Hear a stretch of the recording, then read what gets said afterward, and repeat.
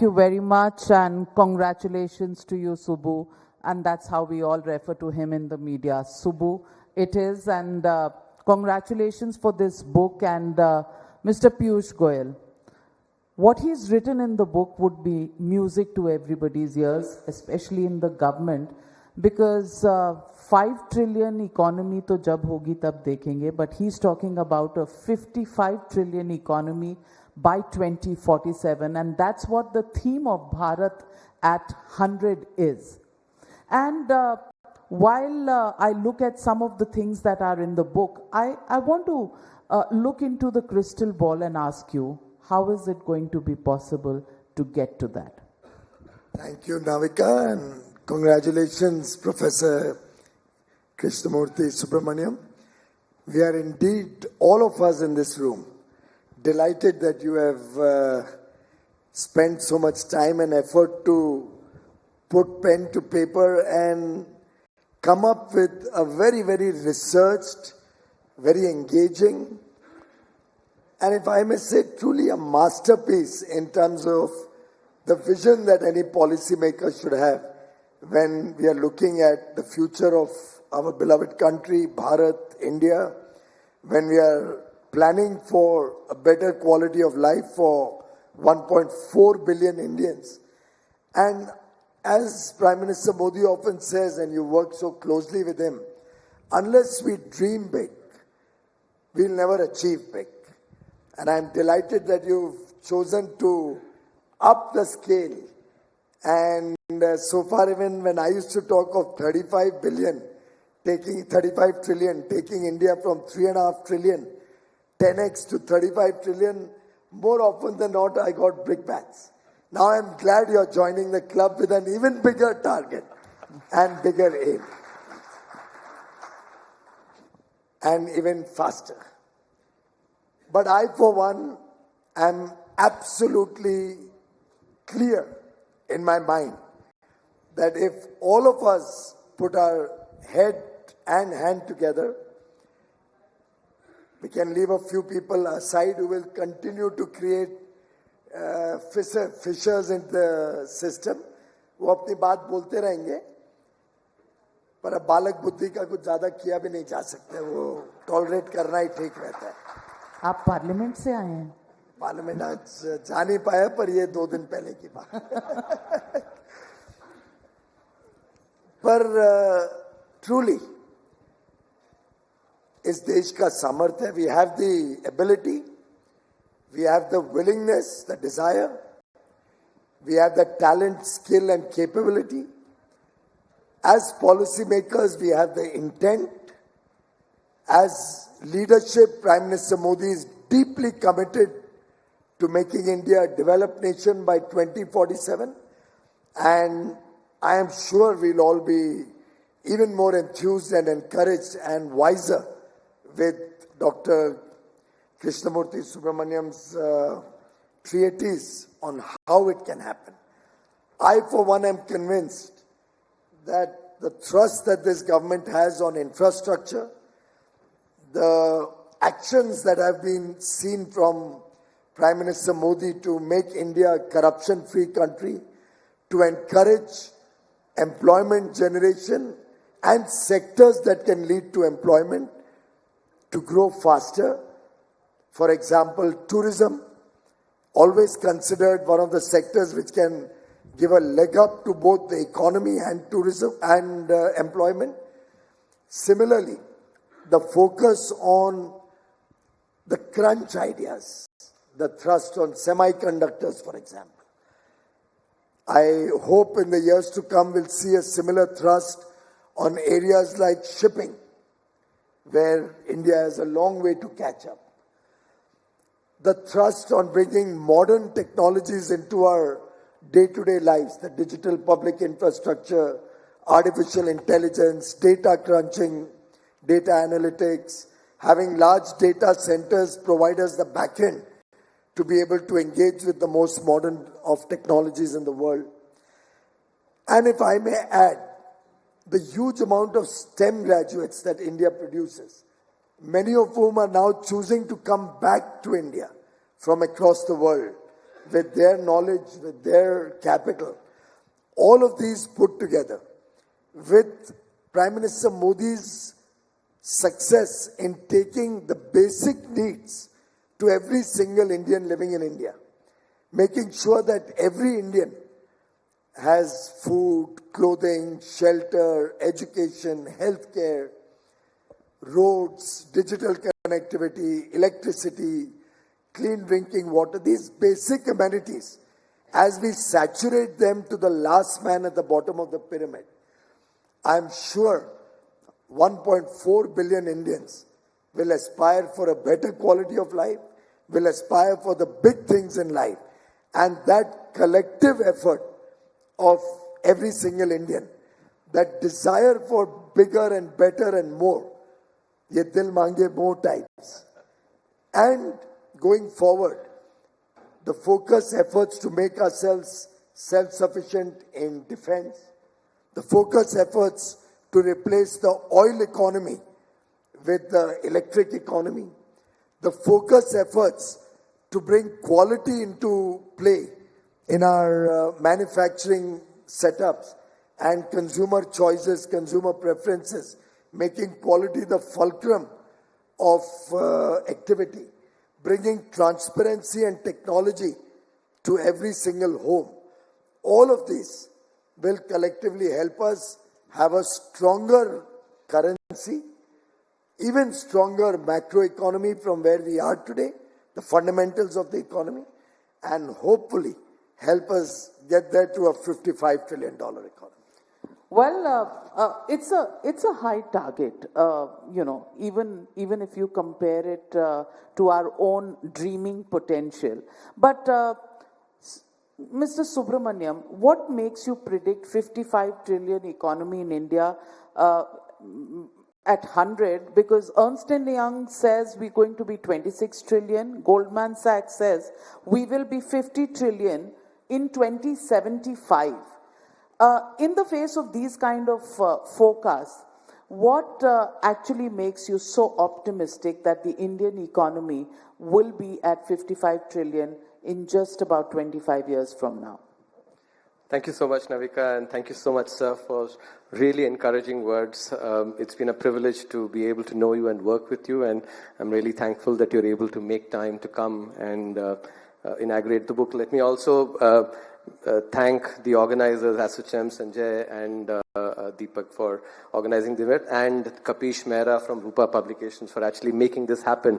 Eventually, the idea is actually to see that fructify in this book. I think the publisher plays a very important role. So you asked a very good question, and I think that's a segue for me to explain. I'll do a little bit of mental arithmetic. Sir, being a CA topper, I'm sure actually you'll be able to get it immediately. Especially if we look at the Ernst & Young prediction, 26 trillion in 2047, the 55 trillion looks audacious. And that's why I have to explain. Let's say we grow in real terms at 7%. Take inflation at 5%. 7 plus 5 in nominal rupee terms, that's 12%. But when we are doing calculations in dollar or we're estimating in dollar terms, we have to take into account the rate of depreciation of the rupee vis-a-vis the dollar. And historically, the rate of depreciation has been about 3.5% per annum. Right now it's at 1.5. Yes, I'm coming to that actually. So yeah, and that is. लगा ये UPA के दिनों पे लेके जा रहे हैं. नहीं sir, actually. And immediately धक्का लगा के exports की calculation क्या हो जाएगी? So I'm talking from 1991 onwards, and I think important change from 2016, which I'll talk about. But pehle, if you think through the calculations, so if we assume 3%, which is what is sort of underlying the Ernst & Young assumption, 12 minus 3, because depreciation reduces the value in dollar terms, that's 9% in dollar terms. And there is this what we economists use and financial people as well use, the rule of 72 to know the number of years it takes to double. So 9 times 8 is 72. So if the growth is 9% in dollar terms, it takes 8 years to double GDP. Over a 24-year period from 2023 to 2047, that's 24-year period, there'll be 3 doublings. And in 2023, our GDP was 3.28 trillion. Let's approximate it to 3.25. What does the 3 doublings then mean? 3.25 to 6.5, 6.5 to 13, 13 to 26. But the crucial assumption, as Sir very rightly highlighted, is the fact that we are assuming in this calculation the rate of depreciation to be 3%.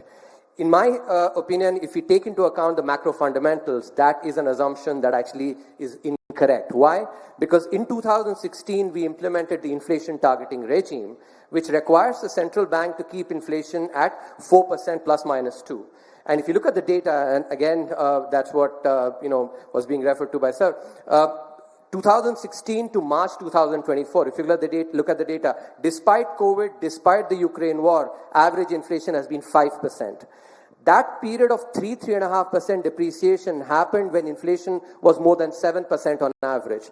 And this is a simple concept in international economics, that when the rate of inflation is higher in the currency, in our case rupee, that will one for one translate into a higher depreciation, because if you have to keep the real value of the currency the same, the currency with the higher inflation has to depreciate more. What that then means is that if, and going forward, if we've delivered 5% inflation in the last, several years, a very reasonable expectation is that inflation in the next two and a half decades will be 5%. Compared to the period when inflation was 7%, that means depreciation will be lower by at least 2%. So let's do the same numbers now with actually 2% lower depreciation compared to 3% or 1%. So 8% growth, 5% inflation, 13%. I'll just finish in 30 seconds. Sir. I still disagree. But let me, in fact, actually, I'm being conservative. I'm being conservative here. I personally believe, Subbu, that the Indian economy, and that's why I made it a point, recognizing your 55 trillion, because I do this all the time. Yes. We've had this conversation before. Yes. Yesterday, I addressed a press conference about which I spoke to you, in which also I'd done the maths, 91 to now how much the economy has grown, 13x in dollar terms. We have a purchasing power parity gap still. Yes. I personally believe as we increase our shipping, as we focus on electric mobility, and as we become sufficient in defense, and a little bit more in things like oilseeds, rubber, pulses, we are looking at a rupee appreciation. Yes, in fact, let me just finish this thought, Navika. Actually, I think it's important. I'm a trained economist, so I must tell you this. An economic model is as good as its assumptions. And your assumption is the depreciation rate, the inflation rate. You've not talked about the political assumptions here. I'll come to it. And in 25 years, a lot can change in politics, which can send those assumptions into a tizzy. So I really want to come down to that point. I agree. Because economists make models, they are dreamers, they have assumptions and they build dreams. Politicians are the realists. But Navika, allow me to finish this, I think, so that our audience understands how this number. I agree with, that there is good possibility of appreciation, but even with 1% depreciation, that's why let's see the calculation, you'll see the credibility of the estimation.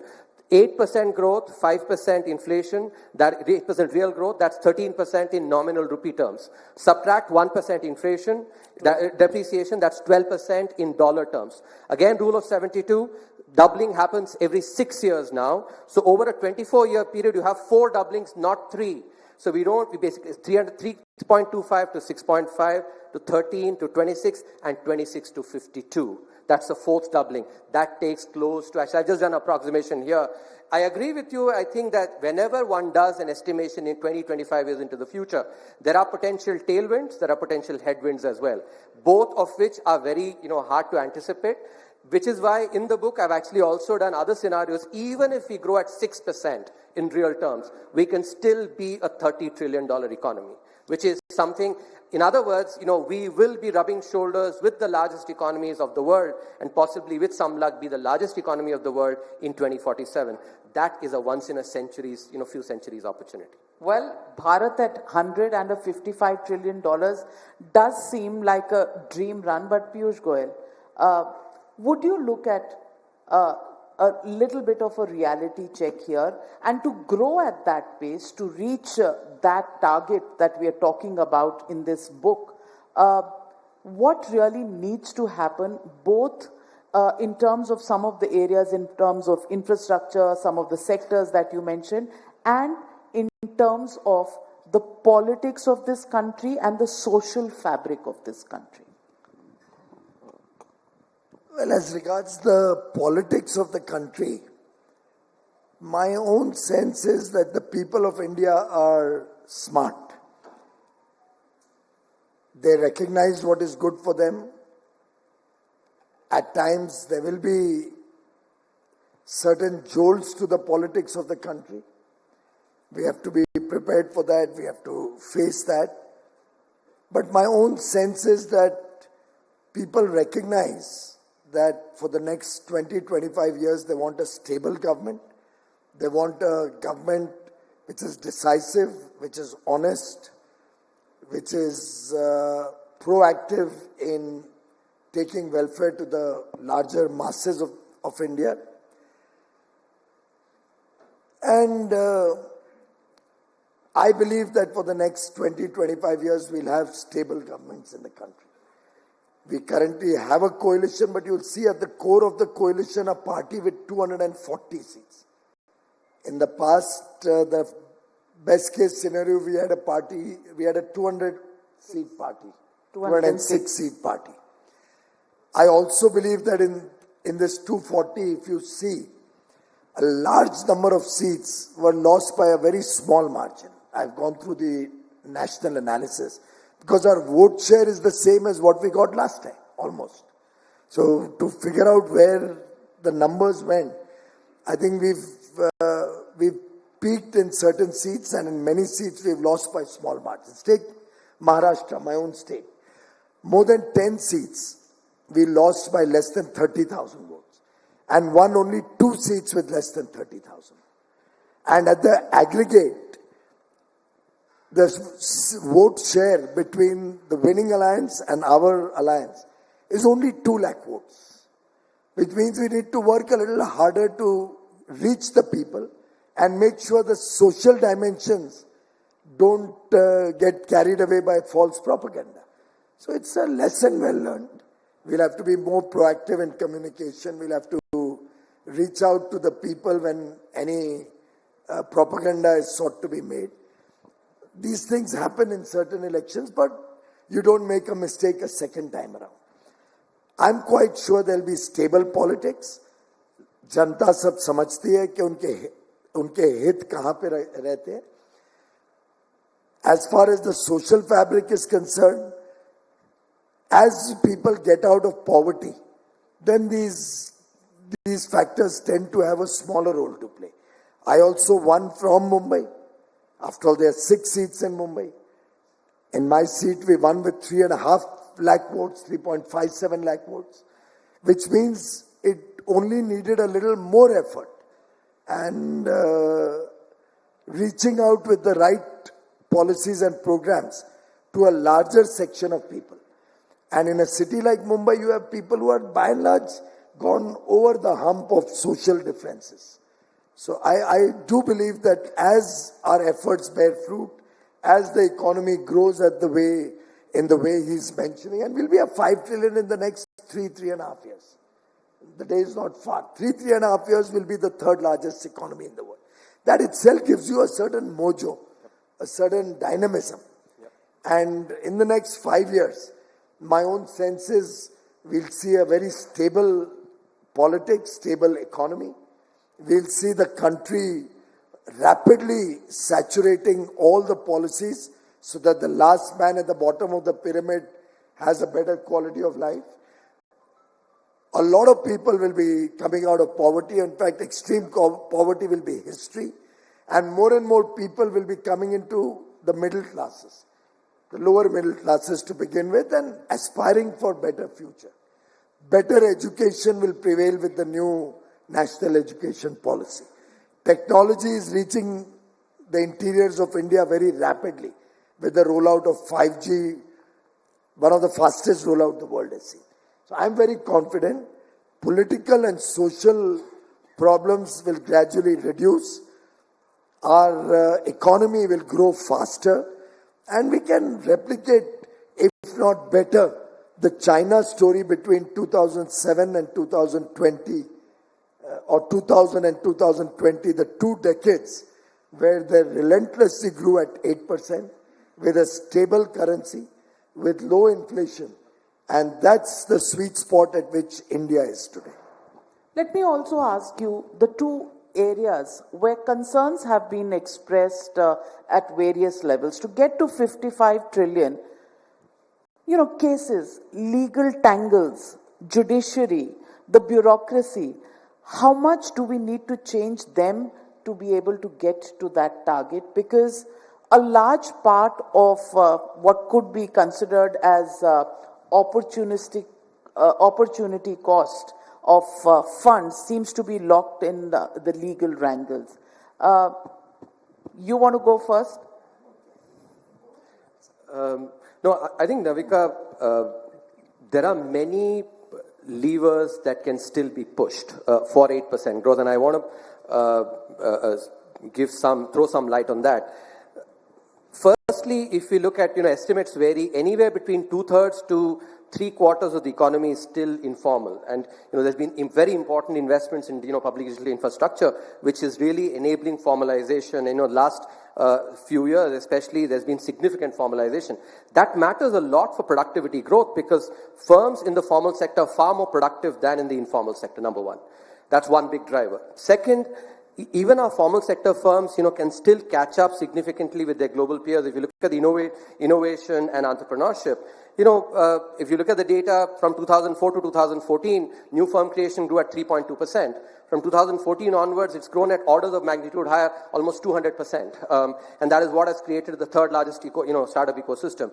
That is critical because startups, not only do they themselves become productive, but they also push the incumbent firms actually, like being on a treadmill, they have to actually run to stay where they are. For the first time in 2019, India entered, the first top 50 countries, in the Global Innovation Index, and now it's in the top 40 countries. And with the emphasis on innovation, especially in the recent budget, 1 lakh crore of funding, of low-cost funding, together with the NRF that's been created, the National Research Foundation, these are two very critical levers. Apart from that, credit creation, if you look at the global average, private credit to GDP ratio is close to 200%. 2020 data, we were at 58%. There's a long runway, SMEs, where credit can still, and that will lead to formalization as well.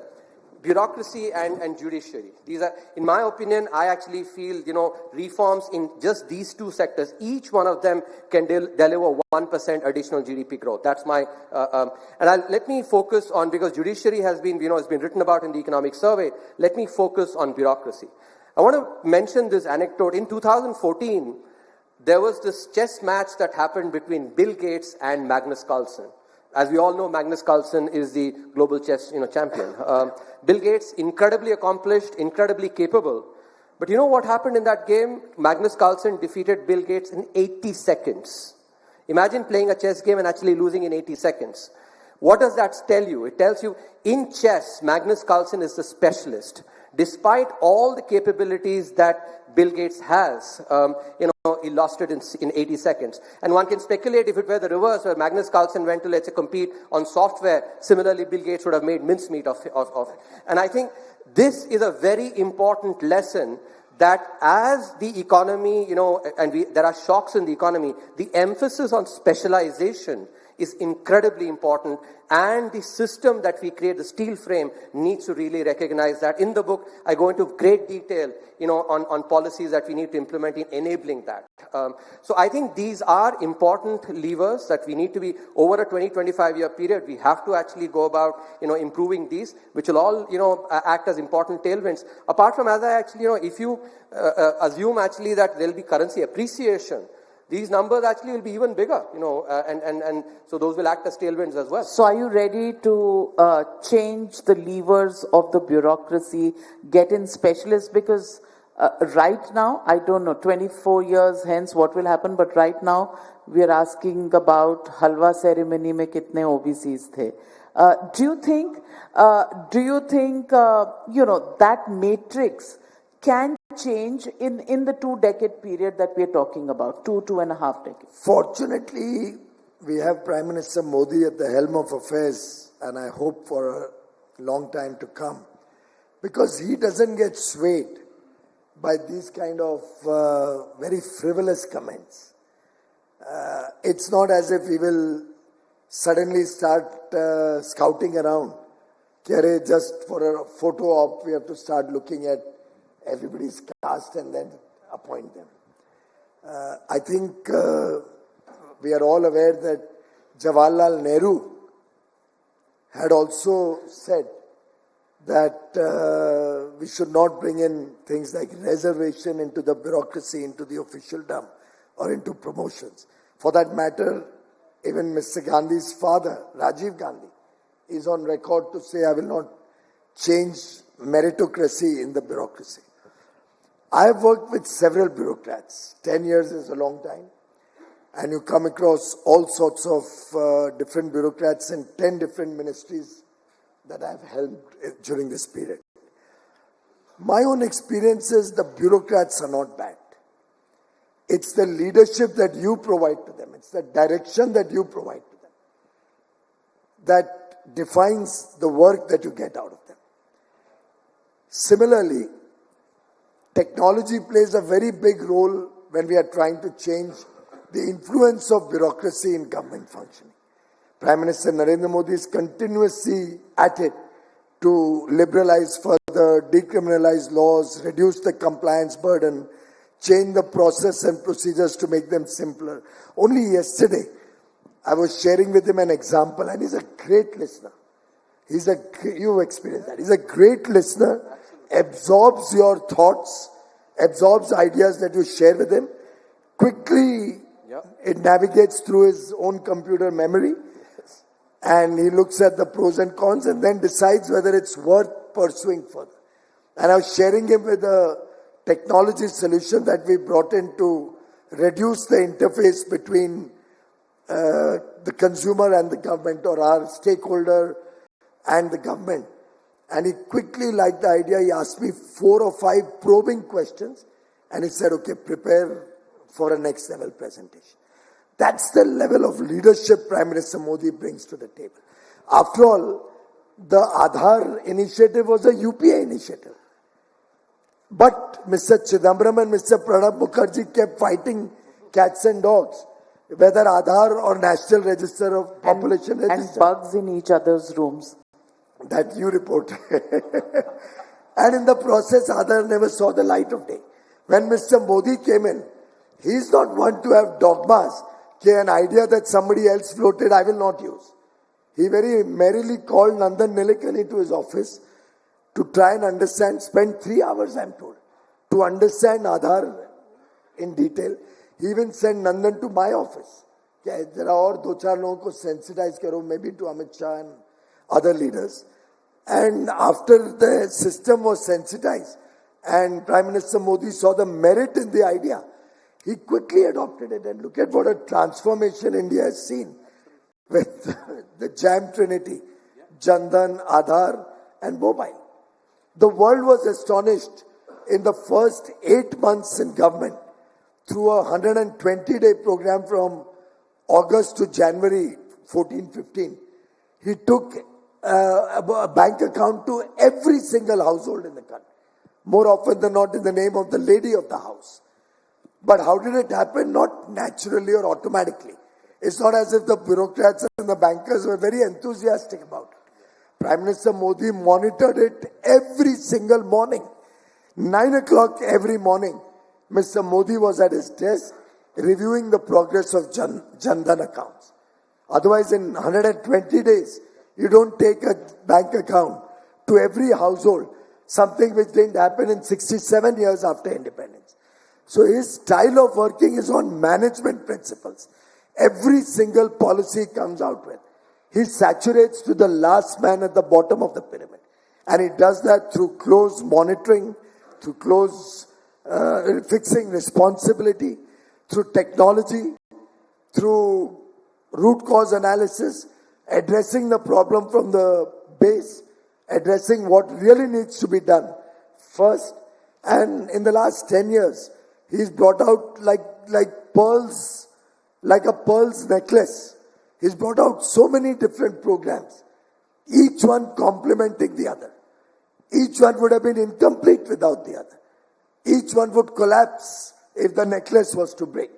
But when you look at all the policies of Prime Minister Modi as beads in a necklace or pearls in a necklace, you will realize the transformational impact it has had on the nation's psyche, the nation's self-confidence, the nation's thinking, and the world today recognizes the India growth story. The world today is faster to understand what's happening in India. It's very difficult for somebody who's sitting in opposition for 10 years and now once again for 5 years to probably accept that reality. But be that as it may, we are confident we will stay the course under Prime Minister Modi's leadership, and we will continue to steer the economy to a fast growth trajectory, taking us to the third largest in the world, ensuring 1.4 billion Indians can dream big, can aim big, and achieve big. Well, my last question on this itself is... Navika, if I may just add to, I think, okay. Yes, go ahead. Given the vantage point that I now occupy at the International Monetary Fund, I must definitely mention that the digital public infrastructure that India has created now is really the envy of every other country. And I think it's really critical, and I always, take the opportunity to mention that we've created as many bank accounts, active bank accounts, as 1.5 times that of the population of the United States. So and I think this has happened. I must also mention here, while I highlight the importance of specialization, I think in the last many years there has been emphasis on that. In the time when I was in the government, for instance, in the economic ministries, people with the right specialization, were brought in and have been brought in. I think what is important is that we need that to be across the board. I think in general, in any system, there are some very, very outstanding people, and I've had the opportunity to work in many of them. But being able to actually lift everybody and make them focus more on specialization, that's an aspect that I think we'll have to actually equip the system more. And I think some of the programs that are being implemented will really help in that process. Sir mentioned about I've had the privilege of being able to observe from close quarters, and having had the privilege of seeing many of the best in the world, I have no hesitation in saying I've seen in him actually one of the best learners. Being just able to absorb, and for that listening is necessary, but not sufficient. At the same time, also being open-minded enough, to be able to actually listen to someone who's actually, maybe a kid in front of him in all manners, and yet being able to even ask questions. And I think that attribute of being able to learn is what enables him to actually make these seminal changes. I have no hesitation in saying that, we need more of that. I say that in the book. The last 10 years has been actually excellent. And in fact, I'll end with this or this parallel. If you think about, I'm sure Sir will agree, in the early 90s, Sachin Tendulkar actually had just burst into the scene, and his potential was visible, much like India's economy's potential is also visible. At that time, Sunil Gavaskar made a statement that if Sachin does not end up with 40 international hundreds and 12,000 international runs, I'll personally go and strangle him. It was a paternalistic statement about the potential of Sachin. In a similar way, this 55 trillion is basically the potential. Who will you strangle? No, but I think it is also important to thereby mention the 100 international hundreds and 15,000 runs happened through hard work and clarity in thinking as well, especially for instance when you had the tennis elbow. So setbacks, when they come, we'll have to come up with better solutions, and we have to double down on good policy that has been implemented in the last 10 years. That is when we'll be able to deliver the 8% growth, which is critical for the $55 trillion economy. Well said, and that really is it. And I must compliment you, your digital public infrastructure. At a meeting, even Bill Gates, where I was present, was complimenting some of the senior people in his team about the way India's picked up and built its digital public infrastructure, which came in so handy during the pandemic. Oh, indeed. It kept us alive and kicking during that period. But I know you made a Herculean effort coming here with the backache that you have. But to end it, I just want to ask you, what do we need to do to start? And those are the pillars that you refer to in your book. I want to ask you about ethical wealth creation and the virtuous cycle ignited by private investment. That's an area where we need a little bit of push, especially on wealth creation, which is seen politically as somewhat a bad activity. How do we get it out of that rut and get into thinking that wealth creation? And I think this room full of investors, entrepreneurs, and industry leaders would want to know your answer on that one. Well, yesterday, Prime Minister Modi was speaking at the CII meeting. And I believe every person in India who desires to see a strong, vibrant India, who desires to see a prosperous India, must listen to his speech of yesterday. It was so powerful in content. It raises the confidence of every person in India and across the world. He recognized the contribution of wealth creators and the private sector, business, in job creation, in providing goods and services for the people of India, in ensuring a good future for every citizen born in India. And in the course of his comments, he's brought out the priorities of this government. He's brought out the importance, let's say, of manufacturing to our growth story. He's brought out the importance of policy consistency, stability, predictability. He's talked about international trade and international relations. One of the most all-encompassing stories of what needs to be done and what Prime Minister Modi is committed to doing to make India a developed nation. I truly believe yesterday he brought to the fore his own ideas and his own support to the private sector for private investments and for wealth creators to go for the jugular, not to leave anything behind, to invest with bold and with confidence in their mind, boldly invest in the India story, because India's time has come and India will become a developed nation by 2047. Well, on that note, KV Subramanian, many congratulations to you for your book, and thank you very much, Minister Piyush Goyal, for being part of this very, very interesting session, as well as a dreamy session, which actually makes you dream that, yes, in Bharat at 100 will be the largest economy at $55 trillion, and it brings a smile to everybody's face, and I think we've got stars in everybody's eyes. Thank you very much for joining us right here.